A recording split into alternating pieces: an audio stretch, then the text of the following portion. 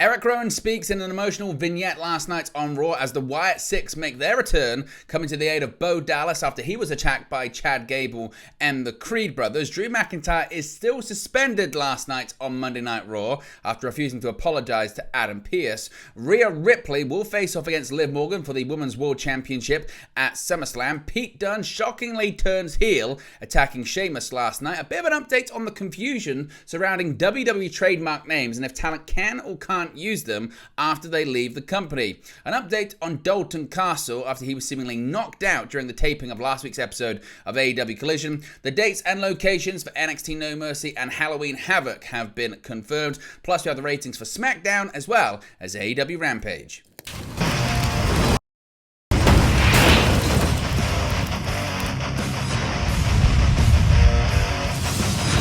Hey guys, welcome back to Wrestling News 365. Hope everyone is doing very well. As always, plenty of news stories to get into in the world of professional wrestling. Let's start off talking about the Wyatt Six, who made their presence felt last night on Monday Night Raw, beginning with the emotional vignette featuring Eric Rowan. Now, following 2 weeks of vignettes that featured Bo Dallas in conversation with his alter ego Uncle Howdy on Raw, another member of the Wyatt Six was showcased Monday night in the now officially returned Eric Rowan. Sitting alone on camera, though interacting with the voice off-screen that sounded much like the altered tones of Howdy himself, Rowan poured his heart out when asked, "How have you been?" Quote, "I'm not gonna lie," Rowan answered. "The last few years have been very, very hard. You know, I used to have a family," he added, referring to the original incarnation of the Wyatt family, before directly referencing the passing of Brody Lee, formerly known as Luke Harper, back in 2020. Quote, "We were unstoppable, inseparable. We always had each other's backs. And then one day, the whole world changed. I lost a brother, the person in the world who believed in me more than anyone else, just gone. That loss," he explained, "left him with no choice but to get up and keep moving because life goes on." Quote, "But just when I thought I had everything going," he continued, "my other brother, he's gone too." Acknowledging, of course, the loss of Bray Wyatt last year in 2023. Blending all of that very real tragedy with the current storyline, Rowan was then tossed his old sheep mask and asked how it makes him feel, to which he replied, quote, "It gives me hope," before explaining that when he was at his lowest, you reached out your hand and I accepted it, seemingly addressing Howdy straight on. He went on to say that now he had a purpose to help people like himself as glitches of his rambling rabbit persona flashed rapidly. "We're going to take our broken hearts and make some beautiful art," Rowan said, concluding the segment. Now, it wasn't the only Wyatt Six interaction and Wyatt Six presentation of the evening. Despite the goth pomp and spooky circumstance of their arrival just a month ago, the Wyatt Six have largely stayed away from Raw in the week since, with the exception of being Nikki Cross, who's been delivering packages containing VCR tapes. We've seen outlines or shadows of silhouettes of the Wyatt Six members on Raw briefly. These VCR segments also featured Bo Dallas and now Eric Rowan. Of course, this week, however, Cross delivered the tape prior to Raw's airtime, and after Rowan's vignette aired, the entire group appeared once again, entering a WWE ring for the first time. Now, earlier on in the show, Chad Gable told General Manager Adam Pearce they had solved the mystery of Uncle Howdy's identity, confidently proclaiming it to be Dallas. He declared he would call out Dallas in the middle of the ring. Later, Gable made one last effort to persuade Otis and the rest of Alpha Academy to rejoin him, but they refused. As a result, when Dallas, minus his Uncle Howdy costume, came down the ramp to answer Gable's challenge, he wasn't attacked from behind by the Alpha Academy, he was attacked from behind instead by the Creed brothers, who haven't been wrestling on Raw since May.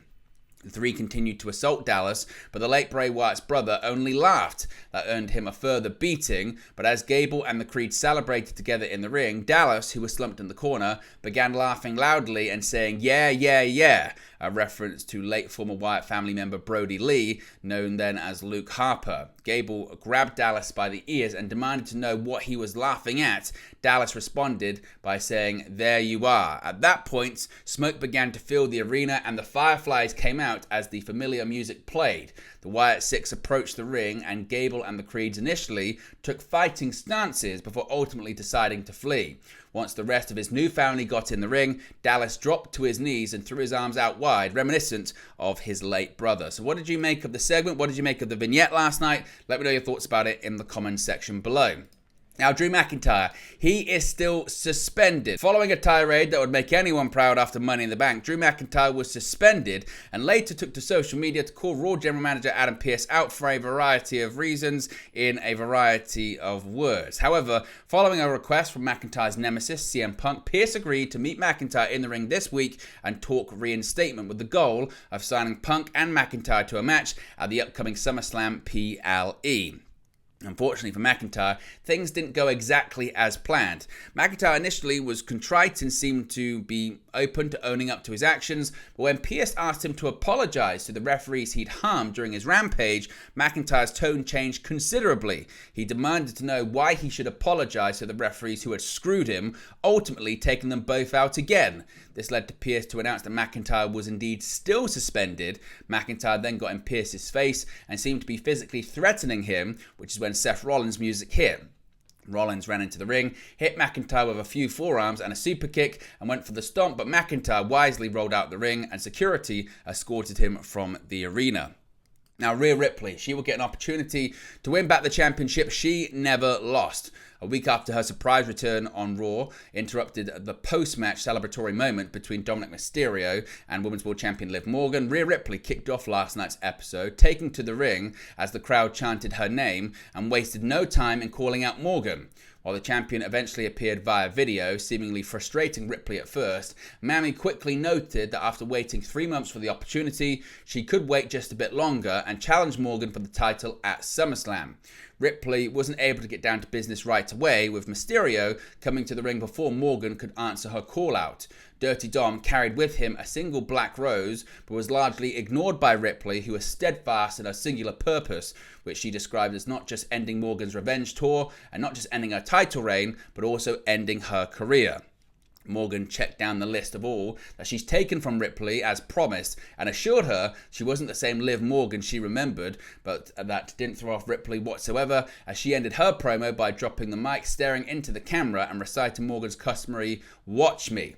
Mysterio's efforts, meanwhile, to apologise throughout the segment went absolutely nowhere, with the crowd, as is customary, doing all they could to drown out his attempts to speak, and the rose he brought smacked and tossed away by Ripley as they headed backstage. In an ensuing segment, he followed her to the dressing room, which had been adorned in dozens of additional black roses and other gifts, only to get the door slammed in his face and a bouquet thrown at him, another gift given right back, and World Heavyweight Champion Damian Priest laughing in his face to boot. So where do you think this one is going? Let me know predictions for that one too.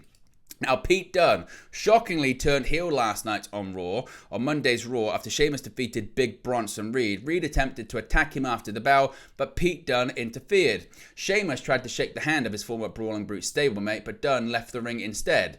When Sheamus turned his back, however, Dunne attacked him from behind before shrugging his shoulders and allowing Reed to nail Sheamus with a tsunami off the top rope. The decision seemed to signify a heel turn for Dunne and an imminent feud with Sheamus, possibly featuring Reed's involvement as well.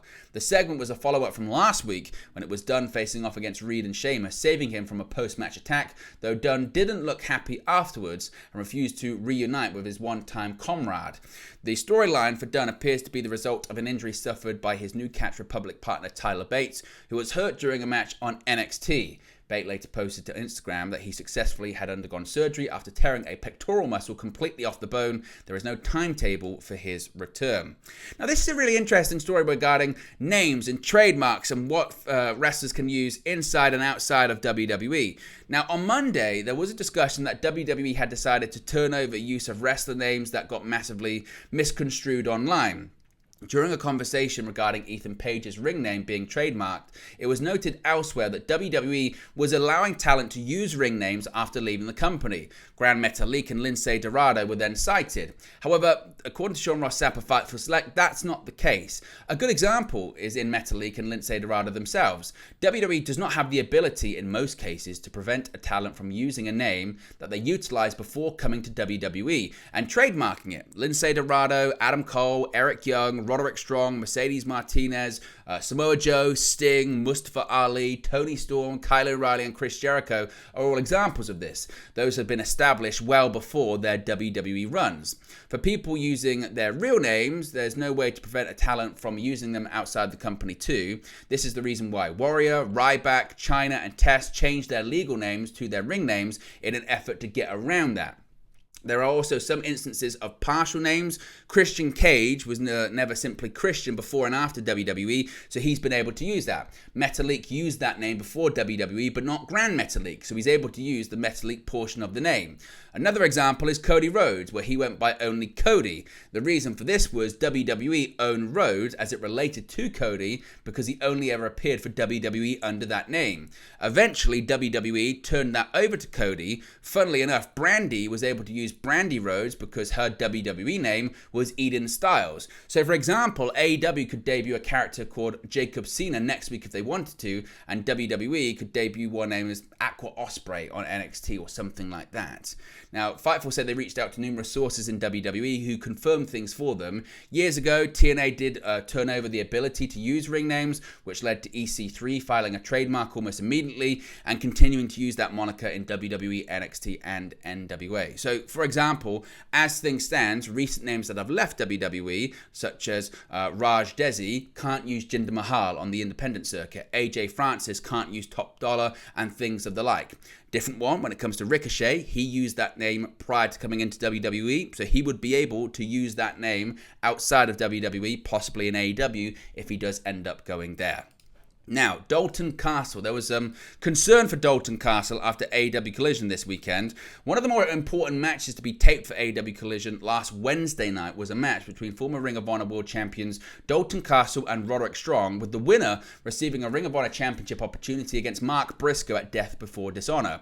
Strong ultimately emerged the victor of the match, but not without some fans noticing that the conclusion of the match, which aired on Collision's usual Saturday night time slot, appeared to be edited.